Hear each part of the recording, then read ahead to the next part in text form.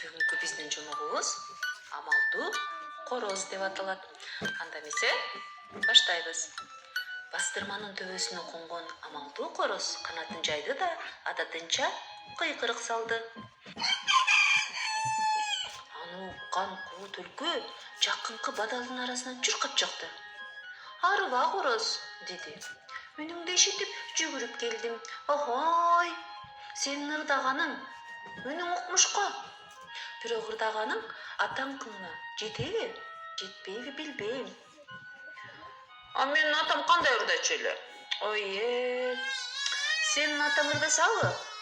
Бастырманын башына конуп, коюп, дээли бир бутун көтөрүп алып, көзүн жумук кокарек сусубу. Бай. Мен деле ошентип алам.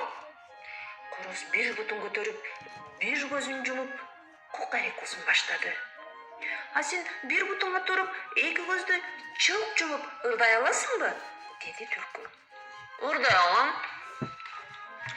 Бирок короз эки көзүн жумары менен куу түлкү аны шап эле жетип кармады. Колду каккысып, токойго алып жөнөдү.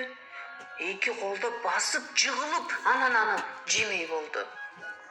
Эх, деди короз өкүнүчтүү. Сенин энең мындай кылчу эмес. Кандай кылчу эле? Деди түлкү. Энең каада салтуу жан эле. Колуна тийген корозду жегенден мурда Куран окуп, Кудайды оозунан түшүрбөгөн түлкү болуучу. Түлкү муну укканда ойлонуп калды да, Куран окумай болду. Күбүрөнүп Куран окуп, көзүн жумду да, эки колун батага жаймай болду. Амалдуу короз аны гана күтүп турган. Түлкү колун жайып батагыларда, короз дыр коюп жакын жердеги бактын башына чыга качты. Эх, ушу менден да өтүп мени алдап кеттиң, Каргышым, канатыңа гана тийсинчи, деп сыздап жиберди түлкү.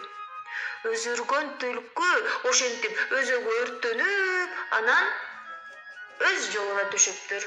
Амалдуу короз болсо, мындан кийин короз түлкүдөн сактанып калган экен. Ушуну менен